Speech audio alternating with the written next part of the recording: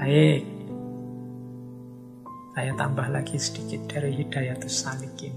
Ini ada kalimat bagus dari Syekh Abdus Somad hubungannya dengan dakwah.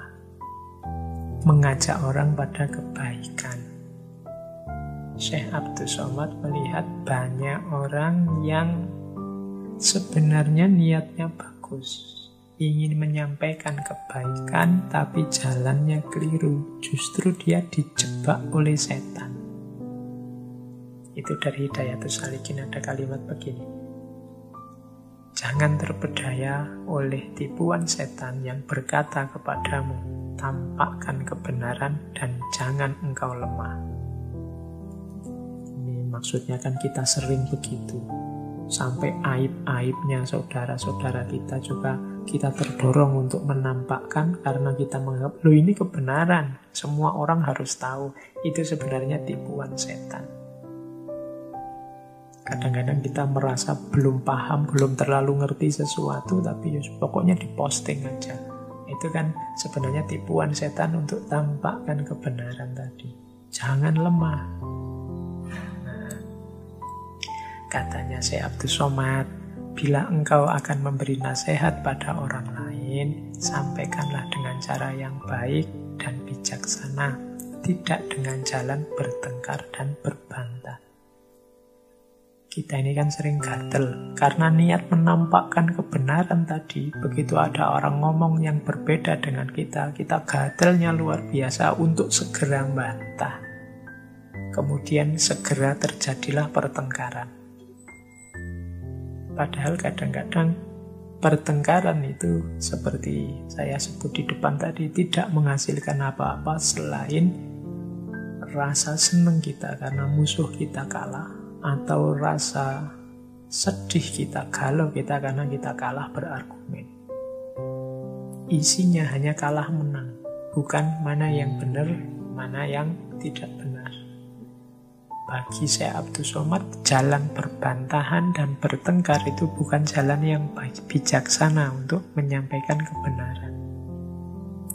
Nasihat itu adalah perkataan yang lemah lembut dan halus, katanya Syekh Abdus Somad. Jika tidak demikian, niscaya timbullah kejahatannya dan kebinasaannya akan lebih banyak ketimbang kebaikannya.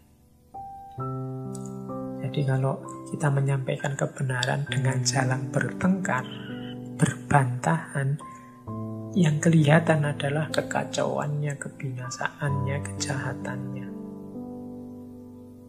Kemudian Syekh Abdus Somad mengutip dari Imam Ghazali, berkata pula Imam Al-Ghazali, barang siapa berteman dengan orang yang baru belajar ilmu fikih pada masa ini, niscaya tabiatnya akan berubah.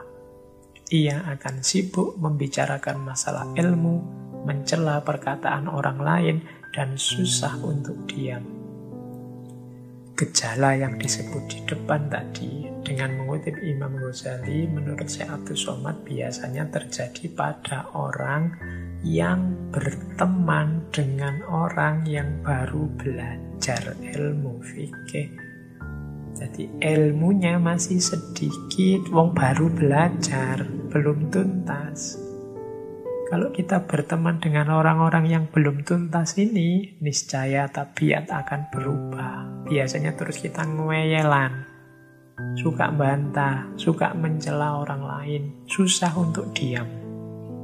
Ya mirip orang yang baru belajar silat itu kan biasanya merasa pilih tanding terus, wah rasanya kalau ditantang siapapun mau, atau kalau ada orang bisa silat dia pengen nantang juga.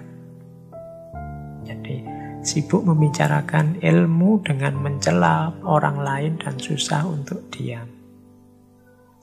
Bahkan ada kalimat lanjutannya. Kenapa ini terjadi? Karena ia juga memegang teguh nasihat ulama yang jelek atau ulama yang su'. Apa nasihat ulama yang jelek itu? Yang menyatakan bahwa berdebat dan berbantah itu melupakan hal yang utama, pandai bicara dan berkelit itu terpuji. Jadi kalau ada ulama yang menyuruh kita untuk berdebat dan berbantah, atau berkelit, tidak mau disalahkan, pinter ngomong, ini nasihat yang keliru. Oleh karena itu, jauhi dan larilah engkau dari ulama-ulama jelek itu sebagaimana engkau lari dari harimau. Ini bisa dicek di Hidayatus Salikin, kitab yang untuk pemula. Ini bagian dari kehati-hatian kita kalau mencari guru.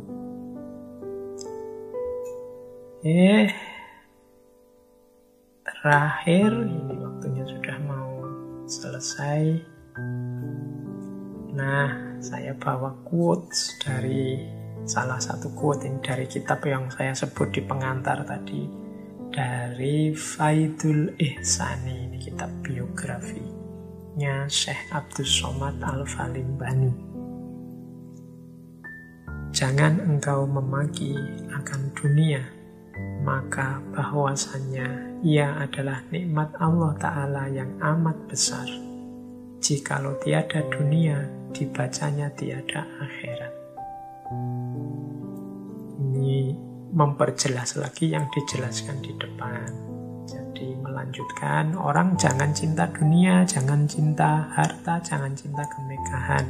Cinta tidak boleh, tapi kita butuh dunia. Kita memerlukan banyak hal di dunia ini sebagai bekal untuk akhirat. Maka, ya jangan kita sangat terikat kemudian jatuh cinta dengan dunia. Namun kita butuh dunia. Oleh karena itu, jangan kamu maki-maki dunia. Ya jangan dimaki-maki, wong kita butuh. Jangan merendah-rendahkan, menjelek-jelekkan dunia. Kita ini butuh. Bahkan dunia itu kan nikmat dari Allah yang amat besar untuk kita. Segala fasilitas yang ada di muka bumi ini diberikan oleh Allah untuk manusia. Ya kita bersyukur. Jangan malah dunianya dimaki-maki. Ini mungkin karena beliau melihat ada beberapa yang bencinya luar biasa sampai memaki-maki terhadap dunia. Padahal kita ini ya butuh dunia untuk menuju akhirat. Bekalnya kita kumpulkan di dunia. Demi kesuksesan kita di akhirat, kita butuh sukses beres urusan dunia kita. Maka jangan dibenci, jangan dimaki-maki. Meskipun ya tetap jangan jatuh cinta. Karena dunia bukan tujuan. Tujuannya nanti akhirat. Nah ini pandangan-pandangan yang semacam ini perlu ditegaskan, diposisikan biar hidup kita harmonis dunia akhirat. Jadi kalau pakai Al-Quran kan wabtaghi fima atakallahu darul akhirata wala tansa nasibaka minad dunya. Ya, tujuan kita darul akhirah, tapi jangan lupa nasibmu di dunia. Karena kita membutuhkan dunia. Jangan maki-maki dunia. Nikmatilah anugerah Allah yang berupa dunia itu. Karena kalau tiada dunia, dibacanya tiada akhirat. Kalau tidak ada dunia, yang tidak ada akhirat kita sukses. Nah ini bisa ditemukan quotes ini antara lain dalam Faidul Ihsani. Oke, masih ada satu lagi ini. Juga dari Faidul Ihsani.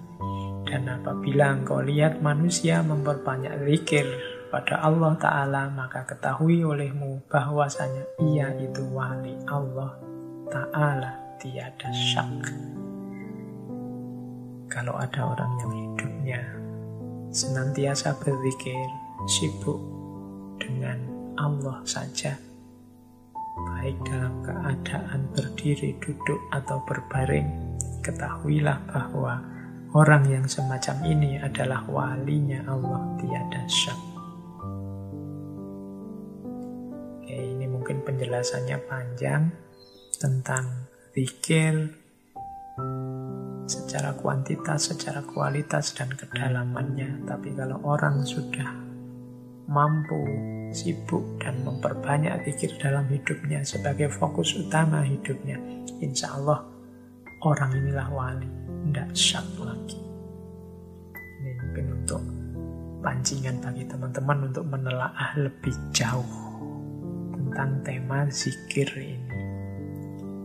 Baik teman-teman, saya kira waktunya sudah mencukupi. Malam hari ini saya memperkenalkan beliau Syekh Abdus Somad Al-Falimbani.